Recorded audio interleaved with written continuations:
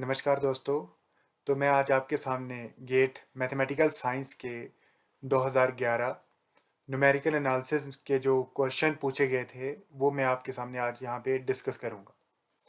तो गेट 2011 में जो पहला क्वेश्चन पूछा गया था न्यूमेरिकल एनालिसिस में वो था ये: While solving the equation x square minus 3x plus 1 is equal to 0 using the Newton-Raphson method with the initial guess of a root as 1, the value of the root after one iteration is what? ये पूछा गया था।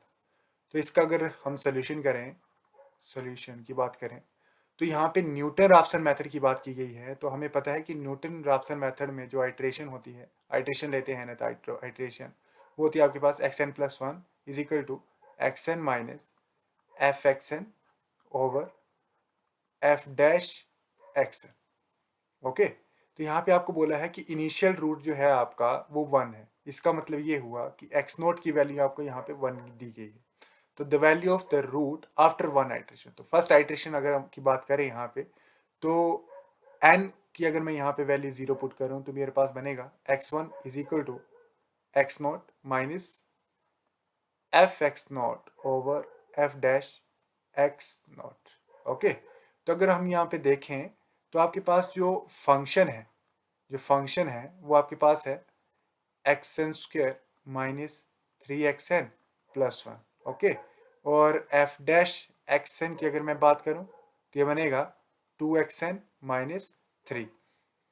तो अब यहाँ पे मैं अगर इसको पुट करूं तो x1 की वैल्यू हमारे पास आती है x not minus f x not, तो ये बनेगा x not square minus 3x0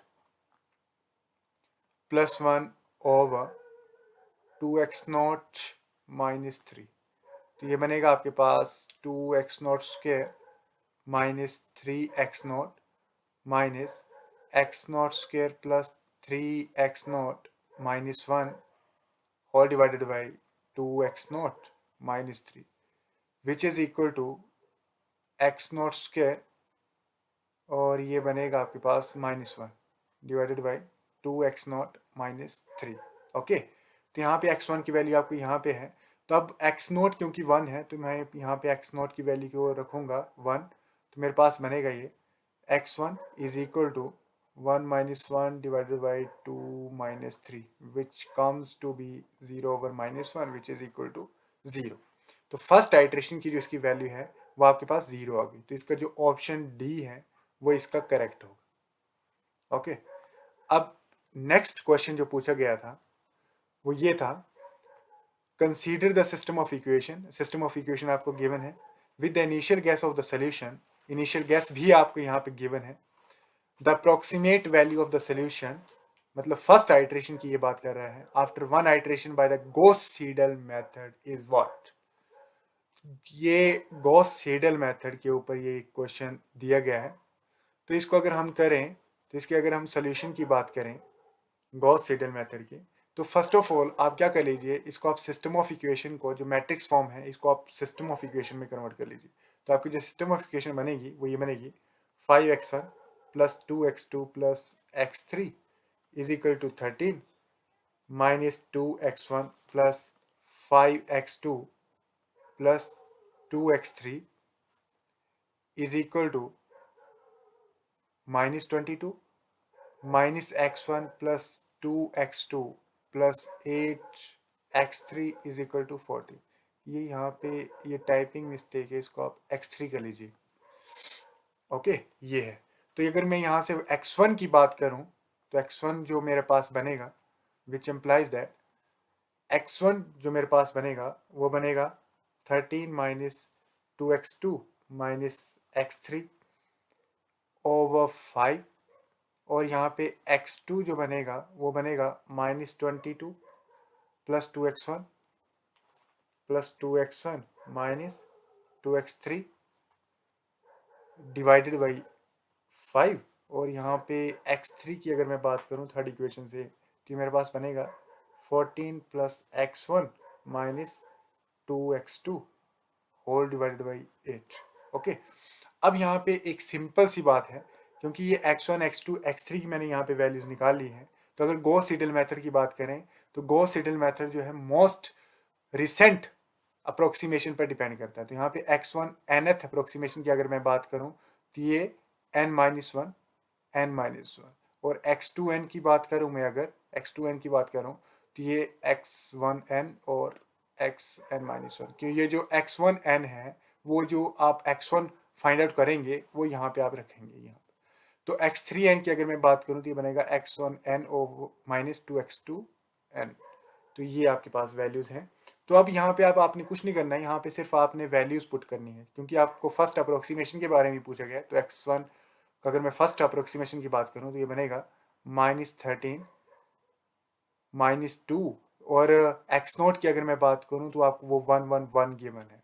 तो ये x0 मतलब ये आपको x1 जो इनिशियल अप्रोक्सीमेशन है वो 1 है, x2 भी और x3 भी, ठीक है। तो -2 इंटू 1 -1 डिवाइडेड बाई 5, और ये प्लस का है, ठीक है। तो ये बनेगा 10/5 विच इज इक्वल टू 2। अब x2 की अगर मैं बात करूं तो ये बनेगा -22 प्लस 2 इंटू 2, x1 की वैल्यू 2 हमने निकाल ली है, और -2, ओके, डिवाइडेड बाई 5। तो ये बनेगा -22 प्लस 4 -2 डिवाइडेड बाई 5। 4 - 2 2, तो -20 प्लस 2 इज -20 प्लस 2, तो -22 प्लस 2, सॉरी। तो ये बनेगा -20 by 5 which is comes to be -4, okay. और x3 की अगर मैं बात करूं तो ये मेरे पास बनेगा 14, और x1 है आपके पास 2, तो +2 माइनस माइनस माइनस प्लस हो जाएगा, और ये 8 डिवाइडेड बाई 8। तो 8 + 2 10, 10 + 14 24 डिवाइडेड बाई 8। तो 8 3s are 24। तो ये आपके पास बन गया। तो यहाँ से आप देखेंगे तो x की वैल्यू जो आ गई आपके पास वो बनी 2 -4 एंड 3, और x ट्रांसपोज देखूँ मैं तो ये बन गया ये 2 -4 3। अब आप यहाँ पे देख लीजिए यहाँ पे कौन सा ऑप्शन करेक्ट है, 2 -4 एंड 3, तो ये ऑप्शन डी, ओके। तो यहाँ पे ऑप्शन डी आपका यहाँ पे ये करेक्ट है। अब नेक्स्ट क्वेश्चन पे आते हैं। जो नेक्स्ट क्वेश्चन है वो बेस्ड है टेलर सीरीज मेथड पर। टेलर सीरीज मेथड पर जो आपका क्वेश्चन है वो बेस्ड, ओके। तो यहाँ पे आप देखिए जो आपको f of x y given है, जिसको आप वाई डैश भी कहते हैं, वो है आपके पास y² प्लस एक्स, और यहाँ पे आपके पास x0 की वैल्यू 0 है, और यहाँ पर y0 की जो वैल्यू है आपके पास वो 1, ओके। तो यहाँ पे आप देखेंगे तो y dash at y naught dash की अगर हम बात करें तो ये बनेगा y0² प्लस x0, तो which is 1 + 0 which is equal to 1, okay. अगर मैं y0 डबल डैश की बात करूं, मतलब ये डबल डेरिवेटिव है, ओके। तो ये बनेगा आपके पास, क्या बनेगा, 2y0 plus 1 which comes to be 2, और y0 की वैल्यू 1 है, तो 2 + 1 which is equal to 3, okay. और आप यहाँ पे देखेंगे आपको पूछा गया है using Taylor series method of order 2 की बात की गई है। तो हमें पता है जो टेलर सीरीज मेथड में आप जो टेलर सीरीज अगर मैं इसकी लिखूं, इसके करस्पॉन्डिंग जो आपको फंक्शन गिवन है, तो ये बनेगा y of x is equal to y0 plus x minus x0 into y0 dash plus x minus x0 square over 2 factorial y0 double dash, okay. तो यहाँ पे जो आपके yx की जो वैल्यू बनेगी y0 1 है प्लस x0 0 है, तो ये बनेगा x और y0 dash which is 1, okay. तो ये 1 आ गया प्लस x² ओवर 2 इंटू 3, क्योंकि y0 डबल डैश की जो आपने वैल्यू निकाली थी वो 3 निकाली थी। अब आपको y ऑफ 0.1 चाहिए, y ऑफ 0.1। ओके, तो यहाँ पे आप पुट करेंगे तो ये बनेगा 1 प्लस 0.1 प्लस 3। 0.1 का स्क्वायर करेंगे तो आपके पास बनेगा 0.01 over 2 which is equal to 1.1 plus 0.03 divided by 2 which is equal to, तो ये आपके पास बन जाएगा 1.1 प्लस, जब इसको आप डिवाइड करेंगे तो ये आपके पास आएगा 0.015 विच कम्स टू बी 1.115। ठीक है, तो ये आपके पास आ जाएगा। तो यहाँ पे आप देखेंगे तो ये ऑप्शन है आपके पास, थर्ड ऑप्शन है, तो यहाँ पे थर्ड ऑप्शन आपका यहाँ पे करेक्ट हो जाएगा। ठीक है, तो ये आपका थर्ड क्वेश्चन था। अब नेक्स्ट की अगर हम बात करें, वो था लिंक्ड क्वेश्चन था एक, मतलब उस एक स्टेटमेंट गिवन है आपको, उसके बेस पे आपको 54 और 55 जो क्वेश्चन था वो पूछा गया था। अब स्टेटमेंट क्या है, ध्यान से देखिए। स्टेटमेंट है आपके पास, द मैट्रिक्स ए, एक मैट्रिक्स गिवन है आपको, can be decomposed into the product of a lower triangular matrix L and upper triangular matrix U as, और इसको इस तरह से डिकम्पोज किया गया है कि ए को हम लिख सकते हैं एल यू, और एल है lower triangular matrix, you is upper triangular matrix. Okay, और एल और यू जो है आपको इस तरह से गिवन है। लेट एक्स एंड जेड जो है R3 के एलिमेंट है, एंड बी वेक्टर गिवन है आपको 1 1 1 का ट्रांसपोज। ओके, अब इसके बिहाफ पे आपको क्या क्वेश्चन पूछा गया है, the solution z is equal to z1 z2 z3 transpose of the system LZ is equal to b is what.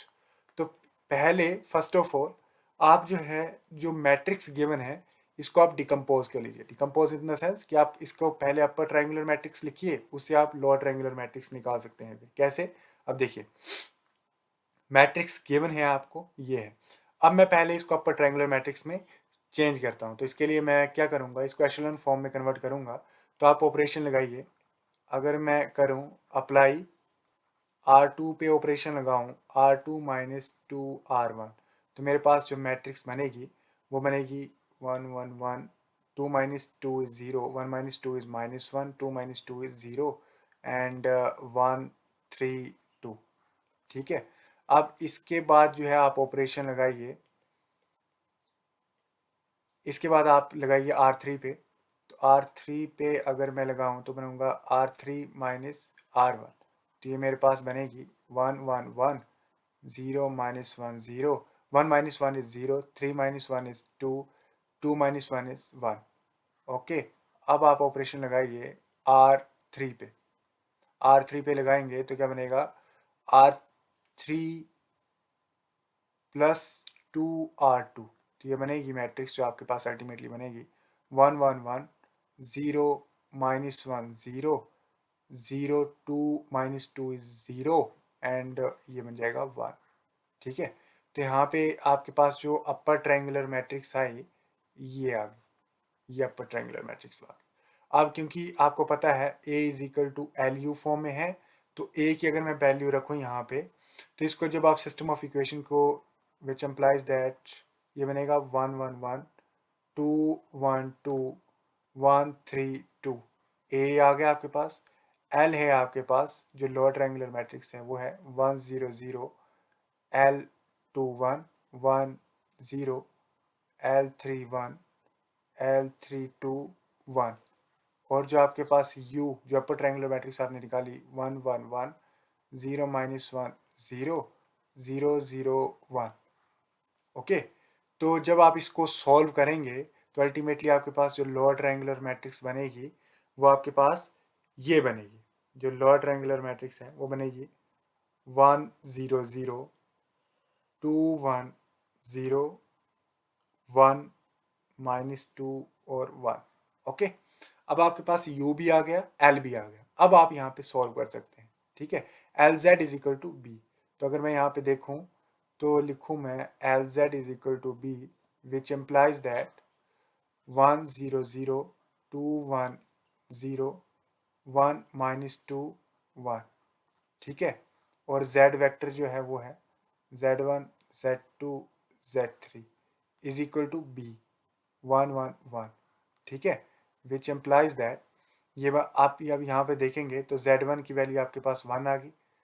अब 2z1 plus z2 is equal to 1 which implies that z1 आपके पास 1 है तो z2 आ गया आपके पास -1। ठीक है, अब ये बनेगा z1 minus 2z2 plus z3 is equal to 1 which implies that 1 और ये बनेगा -2 into -1 is +2 plus z3 is equal to 1 और z3 आपके पास बन जाएगा 1 - 1 0 2 -2। ठीक है, तो जो z वेक्टर बना आपके पास वो ये बना, क्या बना 1 -1 एंड -2।